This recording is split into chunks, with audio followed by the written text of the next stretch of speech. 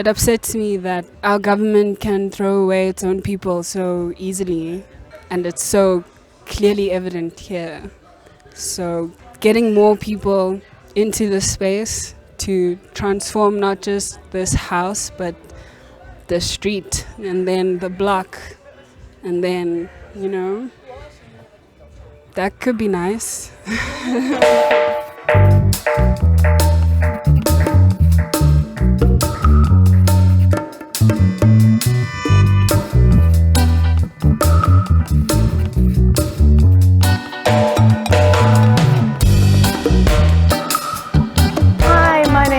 And I'm from Extinction Rebellion. Today we are at Salvokop, which is a community hub in Pretoria.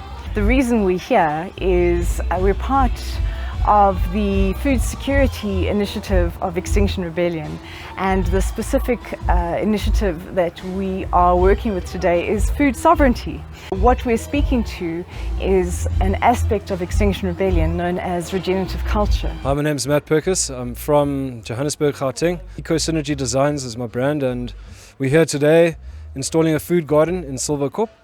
Main reason is that our country is highly food insecure. We've got about 18 million people below the breadline, and we need to come together as society, civil society, to come and really work around establishing food gardens such as the one that we've done today at Salvokop.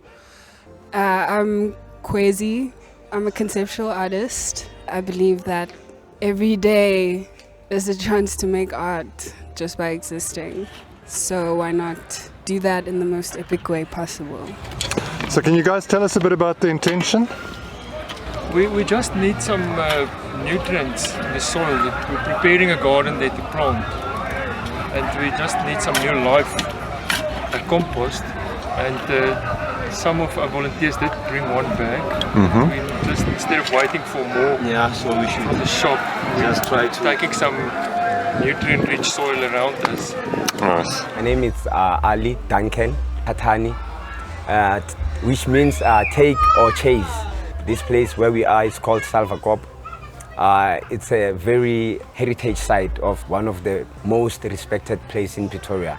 Just behind Monument, we've got Monument Fort Recker, we've got Freedom Park, we've got the Kgosi Mampuru. And it's a place that it was established in 1802 when they first established the railway trail for Pretoria Station.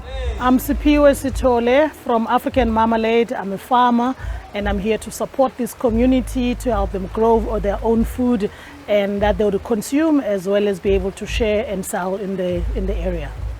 The pigeon beans, they are indigenous to Africa. There are so many. So what regenerative culture is all about, it speaks to the fact that we view the current system as toxic and broken. We seek to regenerate and rebuild a system that is healthy, a societal structure that is healthy and healing. And food is a major concern for us as South Africans, and in terms of what we see coming in terms of climate change. So I'm sure that you've noticed if you go into a supermarket that the fresh produce section is becoming increasingly smaller. So the more nutrition that we get across into these community gardens and the people surrounding these gardens, the better. And it does stand a chance for skills transfer, job creation, and just being more sustainable and ecologically minded around how we grow our food. We have a huge issue in this country around the food system being dominated by big retail and big agribusiness. And this is where we come together and decentralize and really give the power back to people. And the first step to sovereignty is in fact growing your own food and not relying on the retail, the Spars of the world and the Woolies of the world to actually feed us. We can feed ourselves, and that's at the end of the day, I think, really where Extinction Rebellion is making huge headway with the civil society and bringing it much closer to the surface. I'm Tala Simmons. Creating more spaces that you can learn from, and also organically and sustainable, especially for long term. Just making it more accepting for the wider community, I'd say. Salvokop was a place where it was based for the guys, for the supervisors, the guys who came to engineers, the guys who came with the plan for the rail. So I started staying here in 1990. I grew up here most of my time. Everything that I've learned today, everything that I am, I learned it from this place. Hi, my name's Carly. I basically came here to see what it was about and see how it works and see how a system can work that is way more integrated.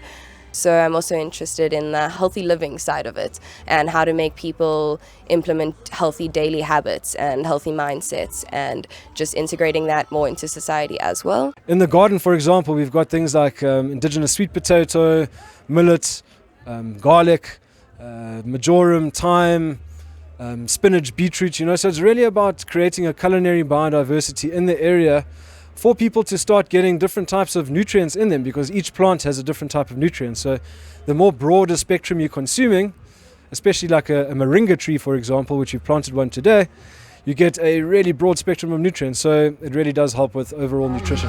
Gem squash, speckworm, tamarillo, mint, peas, sweet peas, cabbage, yarrow, African wormwood, gooseberry. We planted quite a wide range of crops from your grains, and a lot of the grains that we no longer get to see around. Besides maize, we did pearl millet, and we did finger millet, and we did sorghum, and we also do a few spuds, so your pumpkins and your calabashes and your indigenous watermelons. We also did a few grains, so your amaranth and other greens. And we make awareness of our community that we are in a situation where the planet really needs us the most now. And now I thought that me bringing everyone together and coming to plant, reminding ourselves of where we come from, relating with the soil and having that thing that we all relate. Where like the roots and the ground, and yeah, feel more at home basically on this earth. The climate change scenario around the world is 100% real. We're seeing massive global shifts, and we need to be aware of this as a human species and really find ways to counter it and to be more ecologically minded. Because I think you need to lead by example. So that's what basically I did. First, I taught myself how to take care of the soil, cultivate and know land plants. And from there, now it's for me to expand or to extend it to the members of the community.